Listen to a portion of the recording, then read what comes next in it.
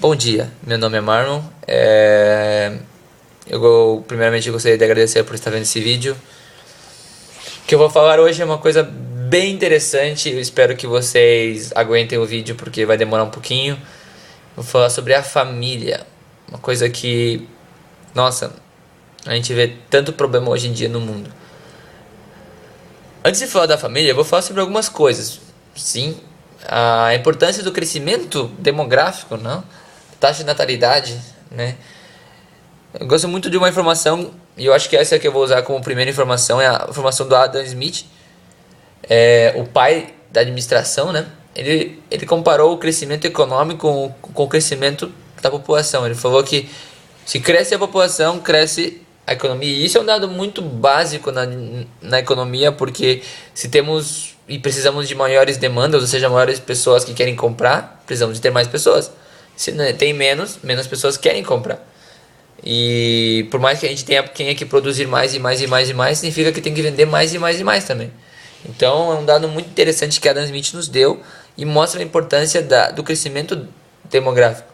Sim, mas uma coisa bem complicada sobre isso que a sociedade quer e tem a ver com a produção na sociedade, e eu acho que vou falar isso muitas vezes nesse vídeo. Ela se preocupa muito com imediatismo. O que é o imediatismo? É pensar no agora. Sim?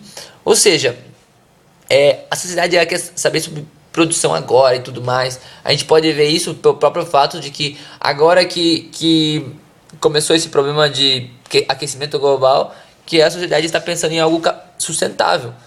Antigamente, quando já tinha esse conceito de aquecimento global, mas era uma premissa, mas não estava afetando a produção e o desenvolvimento social e econômico, ninguém se preocupava, se deixava para depois, e eu acredito que isso vai acontecer também com a família.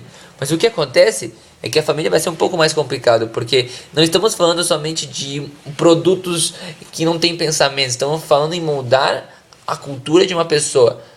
E mudar a cultura de uma pessoa e de uma sociedade não é fácil.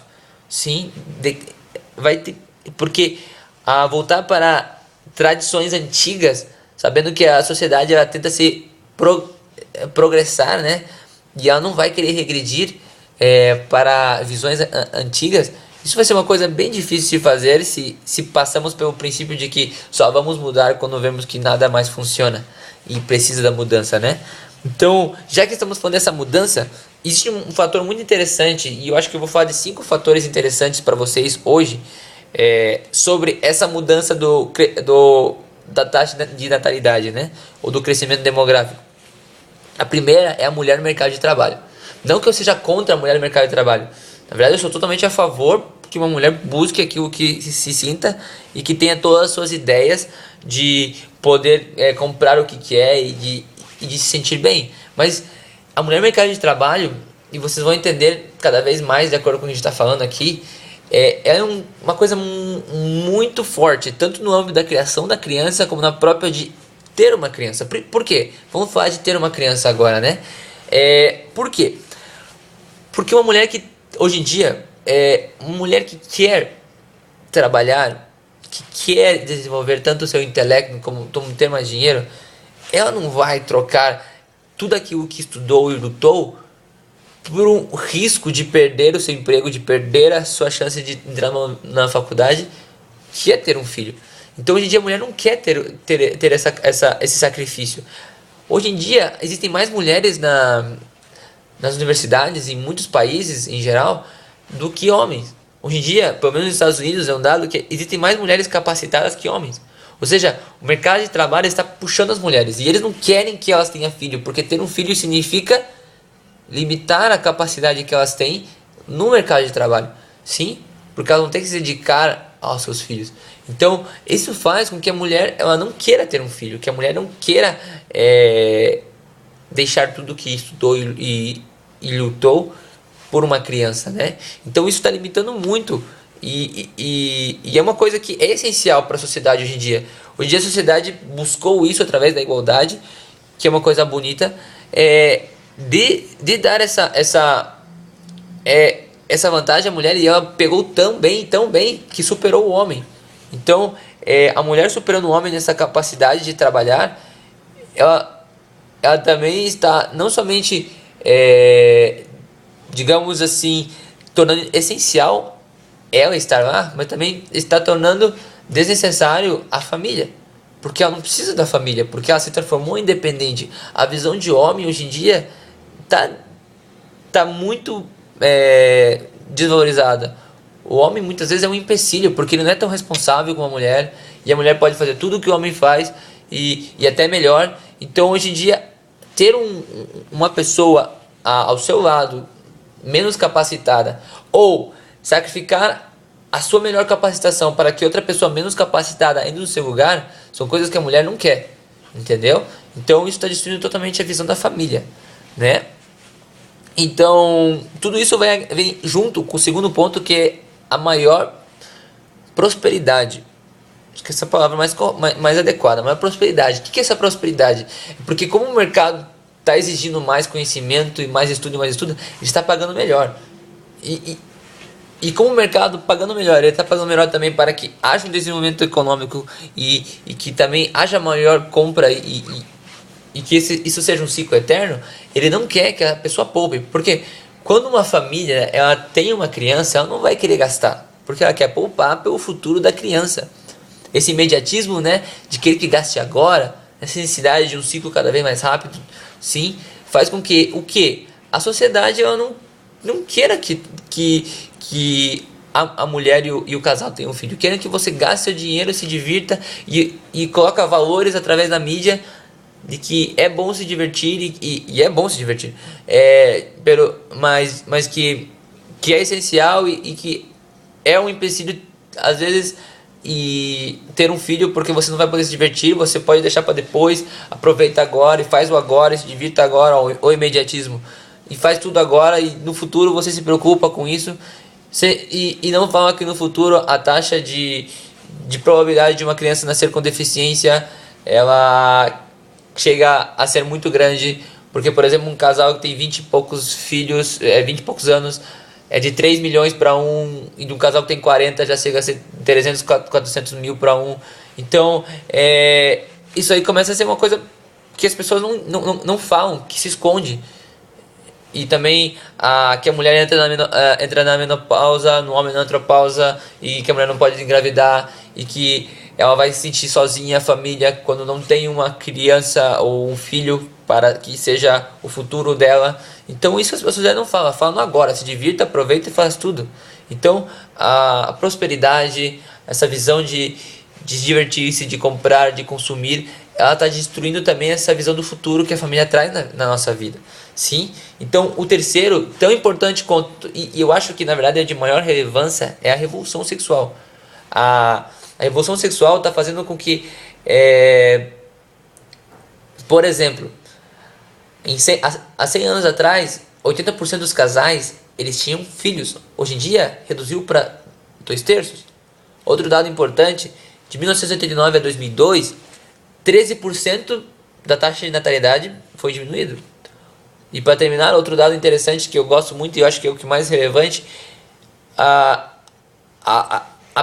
proporção entre casais e filhos é de 1,38.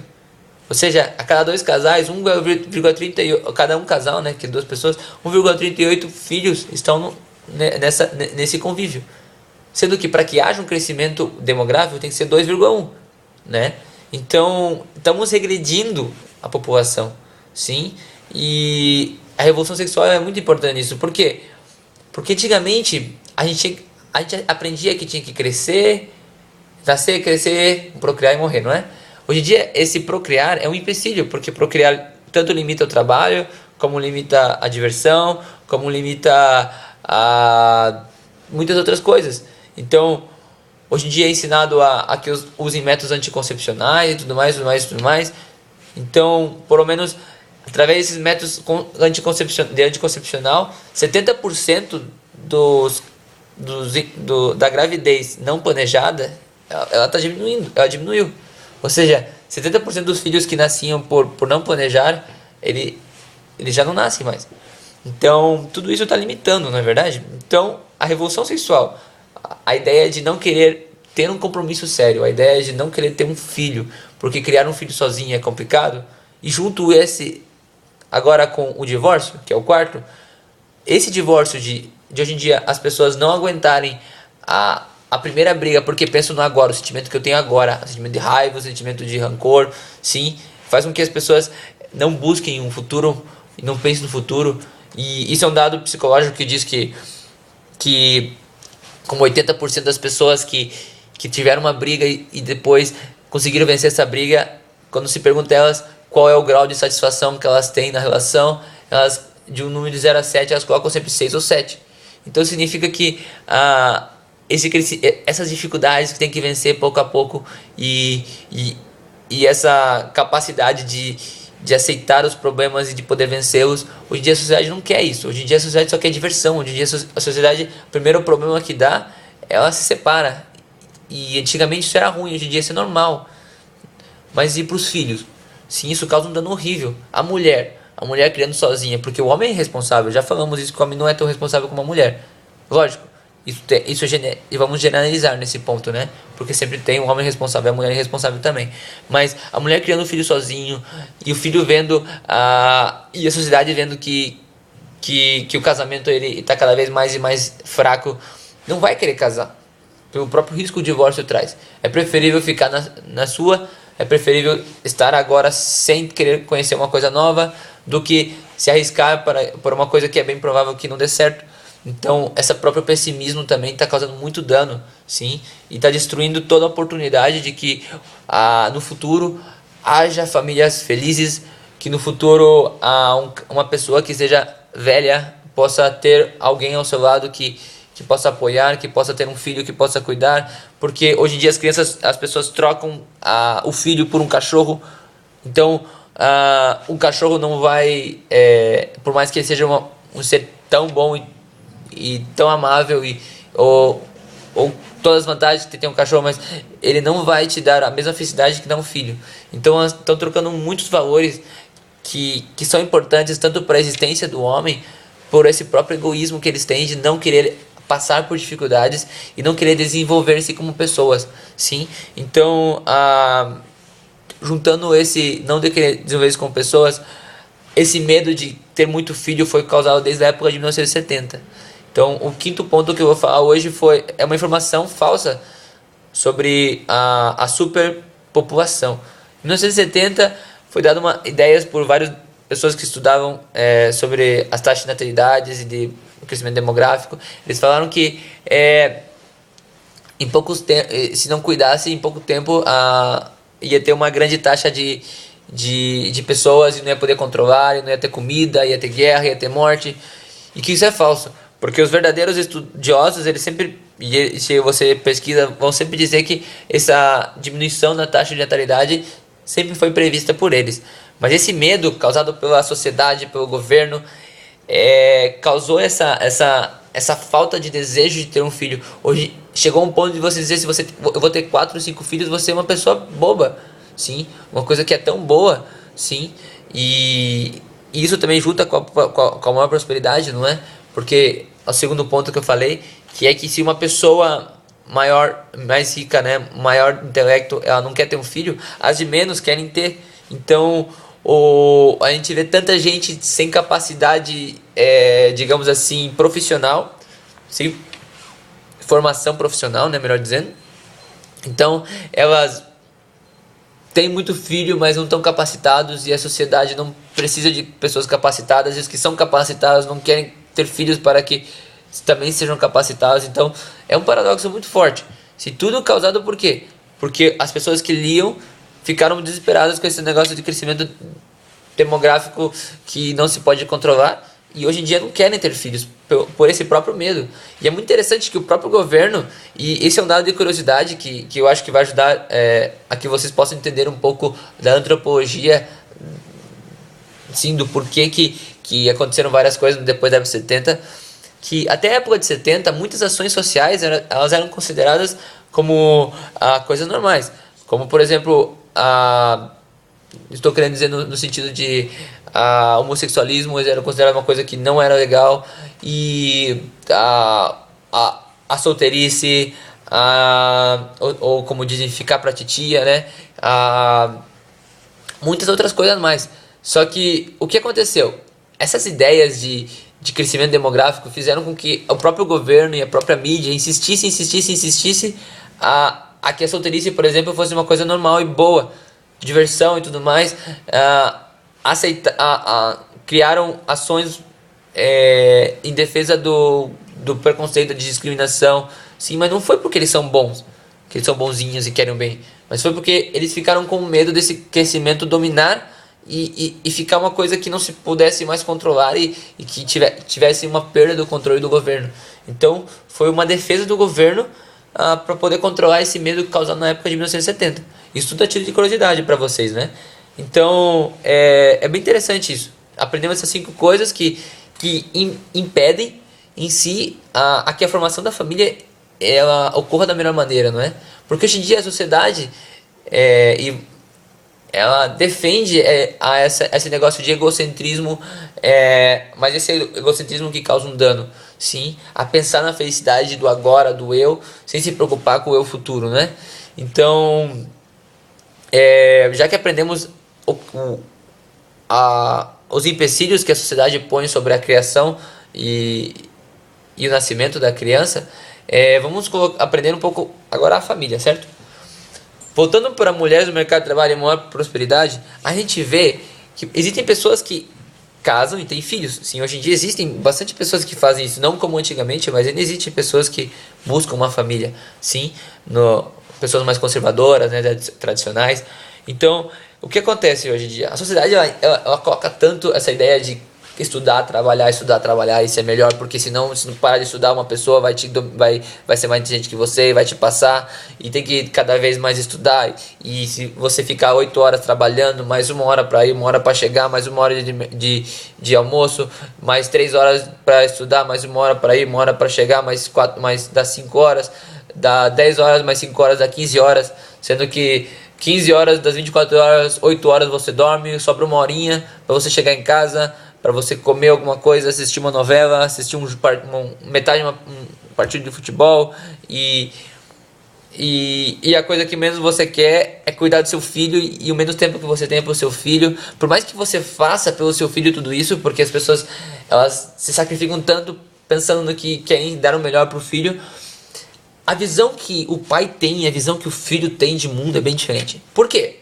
Primeiro, quando o filho nasce de 0 a 3 anos, 80% do cérebro dele ele está formado, ou seja, do cérebro adulto que ele vai ter, 80% até os 3 anos está formado, ou seja, é um momento onde que se molda tanto a sua personalidade como o seu caráter, sim? Alguns dizem que é de 0 a 6 anos também, mas então, imitando do crescimento do cérebro e do crescimento da personalidade, de 0 a 6 anos, a criança ela começa a ter esse molde assim, diário, sim?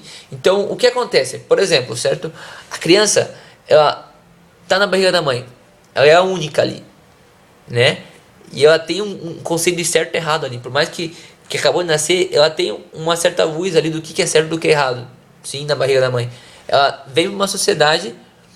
Ela não sabe como se comporta uma sociedade, ela não tem nem noção, sim, porque a primeira coisa que ela sabe e lembra é da barriga da mãe, onde ela era única, onde não tinha nada ali, e ela vê a mãe dela, e ela vê a sociedade, e ela precisa de um carinho, ela precisa de um amor, ela precisa sentir amada, ela precisa brincar, ela precisa sentir que as pessoas estão dedicando tempo a ela, sim, mas o que acontece? A mãe tem que estudar e trabalhar, o pai tem que estudar e trabalhar, sim. O pai e a mãe tem que ter uma relação com os amigos dele e tudo mais. O pai tem que jogar bola, a mãe tem que ir pro salão de beleza. No final, dias da semana e final de semana estão sempre ocupados. O que acontece? A responsabilidade fica para quem? Para as escolas. A criança vai numa escola com aquela visão de que ela necessita ser amada, necessita ser querida, necessita ser única. Ela é egoísta. A criança ela é egoísta, mas num ponto positivo da coisa, porque ela tem que se sentir valorizada. Ela está aprendendo o valor que ela tem como pessoa naquele momento. Então ela entra numa escola onde uma professora para 15 crianças, mais ou menos, que seja, não importa o número, uma professora para 15 crianças, onde todo mundo é igual ali, onde ela não é uma pessoa diferente.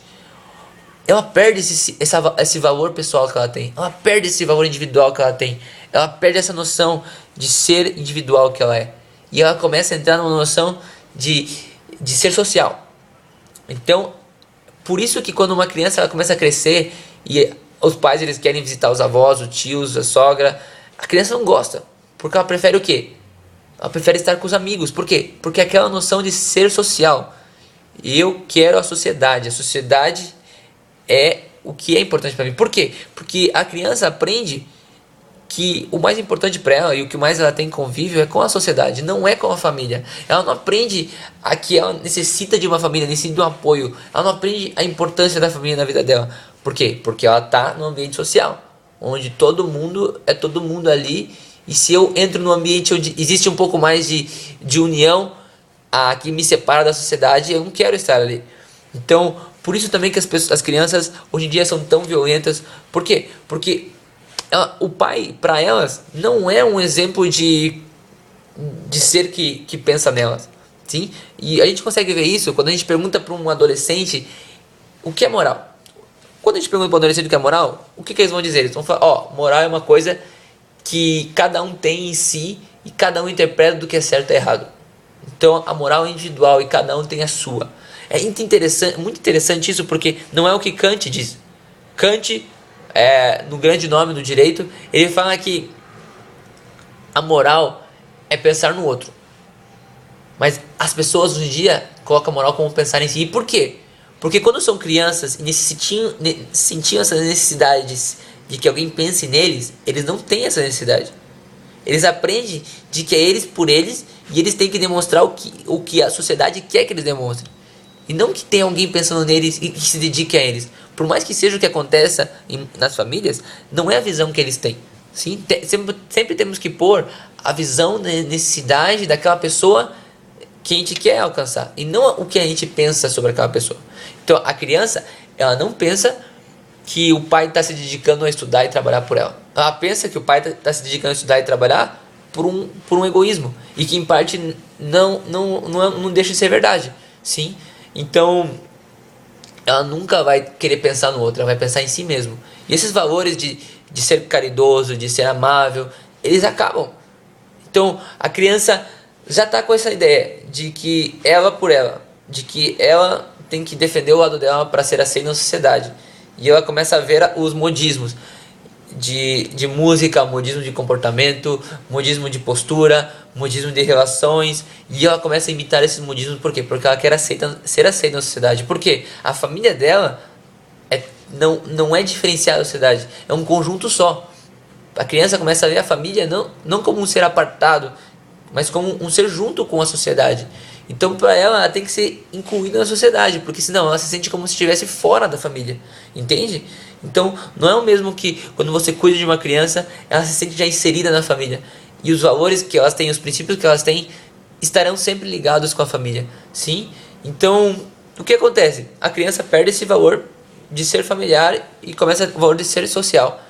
E ela entra no meio onde drogas, sexo, álcool, a violência, a tortura e tudo mais que causa, né, bullying, e entra dentro desse meio e começa a atuar e pensar de acordo com esse meio.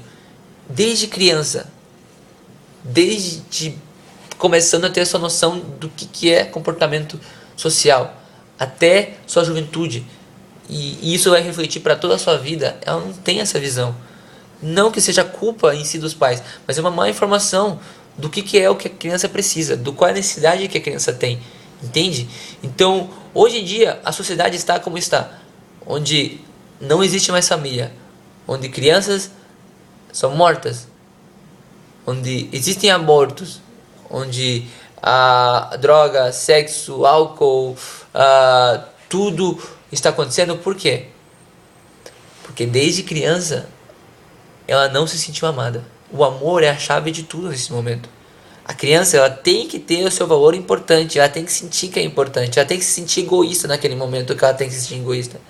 E quando ela crescer, nesse momento, você ensina ela que não é só o egoísmo que ela tem. E você começa ensinando ela outros princípios de que cada pessoa tem o seu valor. Mas se ela não começa a sentir o valor dela primeiro, ela nunca vai começar a ter valor por outras pessoas.